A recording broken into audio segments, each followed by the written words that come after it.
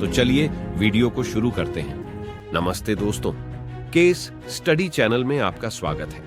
दोस्तों, दुनिया भर में 400 करोड़ से ज्यादा लोग इंटरनेट का इस्तेमाल करते हैं, या फिर यूं कहा जाए कि पूरी दुनिया की करीब 60% पॉपुलेशन इंटरनेट का इस्तेमाल करती है और हम भारतीय इस मामले में नंबर 2 पर आते हैं।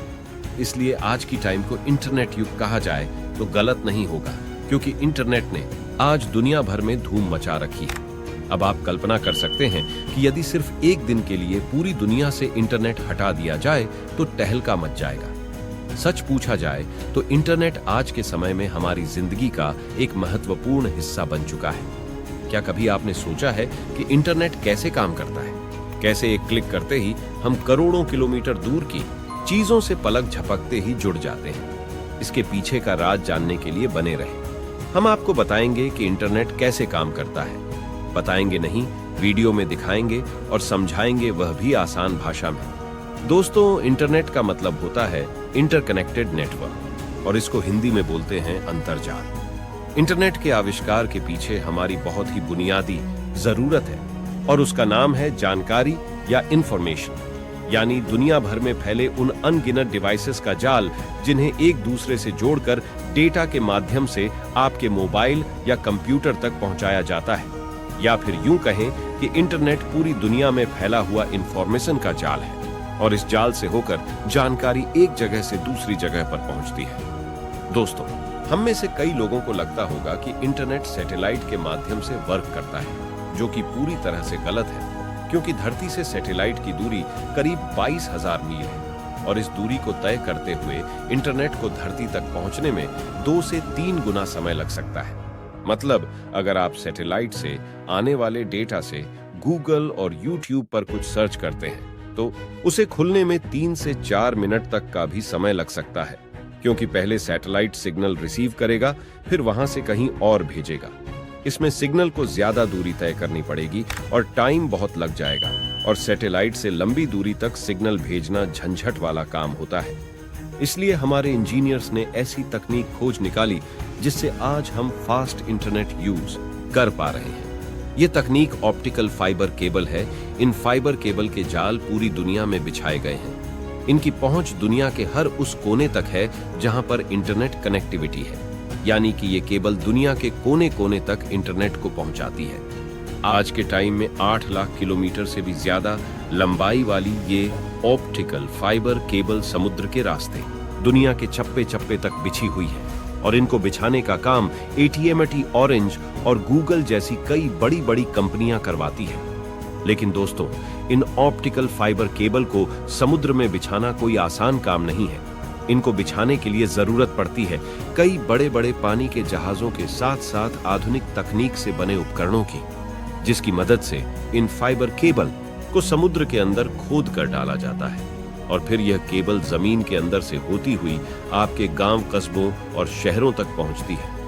अब आप में से कई लोग सोच रहे होंगे कि हमारे फोन में तो कोई केबल तो नहीं जुड़ी हुई है, फिर भी सुपर फास्ट इंटरनेट कैसे चलता है? तो दोस्तों, ये फाइबर केबल आपके फोन से नहीं, बल्कि ये आपके घर के पास बनी टॉवर से जुड़ी हुई होती है, जो इलेक्ट्रोमैग्नेटिक वेब के जरिए आपके फोन में सिग्नल भेजती है और आपके फोन में इंटरनेट चलता है। क्या हुआ? अभी भी आप कुछ कंफ्यूज लग रहे हो? चलो थोड़ा डिटेल से समझते हैं। दोस्तों, जैसा कि आपको पता ही होगा कि हर कंपनी का अलग डेटा सेंटर होता है। जैसे पोस्ट कार्ड पोस्ट ऑफिस में इकट्ठे होते हैं, वैसे ही इंटरनेट वाली डिजिटल जानकारी जहां इकट्ठी होती है उसे डाटा सेंटर बोलते हैं। लेकिन इंडिया में बहुत कम डेटा सेंटर है। इंडिया का ज्यादातर डाटा बाहर से ही आता है। तो अब सवाल ये है कि इतनी सारी डेटा सेंटर में से आपके डिवाइस का डाटा पहचान करके आप तक कैसे पहुंचाया जाता है? दरअसल दोस्तों, हमारे और आपके डिवाइस के बीच एक बिचौलिया है जिसका नाम है सर्वर। सर्वर कुछ और नहीं है, वो मशीनें हैं जिनमें जानकारी भरी होती है। ये सर्वर ही हमारी जानकारी को स्टोर करने और हम तक पहुंचाने का काम करते हैं, और यह सब संभव होता है IP एड्रेस की वजह से। और यह IP एड्रेस कुछ और नहीं, हमारे घर के एड्रेस की तरह ही हर डिवाइसेस का एक यूनिक ID होता है। इसकी वजह से जैसे ही हम और आप किसी लिंक पर क्लिक करते ही ये तुरंत सर्वर केबल के जरिए डेटा सेंटर में रखे सर्वर से उस खास डेटा को लाइट की स्पीड से लाकर आपके सामने रखे मोबाइल या लैपटॉप की स्क्रीन पर फ्लैश कर देता है। और हाँ दोस्तों, इस आईपी एड्रेस को याद रखना आम इंसान के बस की बात नहीं है, क्योंकि इनकी संख्या एक दो नहीं बल्कि करोड़ों अरबों में है। इसी चीज को आसान करने के लिए हम सब डोमेन का यूज करते हैं, या फिर यूं कहें कि ये एक ह्यूमन रिटेबल वर्जन है आईपी एड्रेस का। जैसे कि किसी वेबसाइट का नाम, जैसे कि www.google को पाने के लिए जंग छिड़ चुकी होती। दोस्तों, अब आप सोच रहे होंगे कि इतने सारे आईपी एड्रेस को आखिर सर्वर पहचान कैसे लेता है? तो ये सब संभव होता है डीएनएस के जरिए। डीएनएस यानी डोमेन नेम सिस्टम, जैसे फोन ग्रुप में नाम और नंबर लिखे होते हैं, वैसे ही वेबसाइट उनके आईपी एड्रेस का एक रिकॉर्ड होता है। उसी का नाम है डीएनएस, यानी हमारा वेब ब्लॉग उस वेबसाइट का आईपी एड्रेस ढूंढकर हमारी रिक्वेस्ट उस वेबसाइट के सर्वर तक पहुंचा देता है, और जिसकी मदद से डाटा का लेन देन आसानी से होता है। लेकिन दोस्तों, कभी कभी ज्यादा ट्रैफिक या स्लो इंटरनेट की वजह से हमें ज्यादा देर तक इंतजार करना पड़ता है, क्योंकि सर्वर से हर इंफॉर्मेशन टुकड़ों में भेजी जाती है, और इन टुकड़ों को डेटा पैकेट्स कहते हैं। इन सभी डेटा पैकेट्स पर आईपी एड्रेस लिखे होते हैं, जो पूरे प्रोसेस के बाद आप तक पहुंचते हैं। दोस्तों, जरा सोच कर देखो, क्या होता अगर इंटरनेट ना होता, या फिर कभी ऑप्टिकल फाइबर केबल डिस्कनेक्ट हो जाए तो क्या होगा?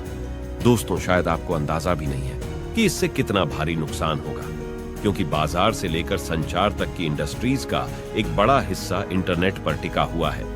इंटरनेट कुछ समय के लिए ही बंद होने पर अर्थव्यवस्था, बैंकिंग प्रणाली, हवाई यात्रा, कारोबार, सामाजिक जीवन जैसी चीजें ठप हो जाएंगी। हजारों लोग पलक झपकते ही बेरोजगार हो जाएंगे।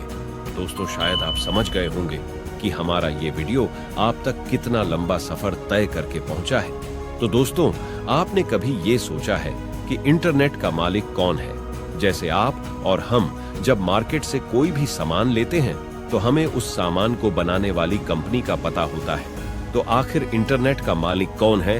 दरअसल दोस्तों, गांव और कस्बों तक इंटरनेट पहुंचाने का जो काम करता है उसको बोलते हैं आईएसपी, यानी इंटरनेट सर्विस प्रोवाइडर, जो कुछ और नहीं बल्कि वो कंपनी है जिसका आप और हम सिम कार्ड यूज करते हैं, जिन्हें आप इंटरनेट पैक के लिए पैसे देते हैं। दोस्तों, हम तक इंटरनेट आते आते 3 अलग अलग कंपनी से गुजरना पड़ता है, जिनको टियर 1, टियर 2 और टियर 3 बोला जाता है। टियर 1 वो कंपनीज होती हैं जिसने पूरी दुनिया में समुद्र के अंदर अपनी केबल बिछाकर रखी है। अब बात आती है टियर 2 कंपनीज की।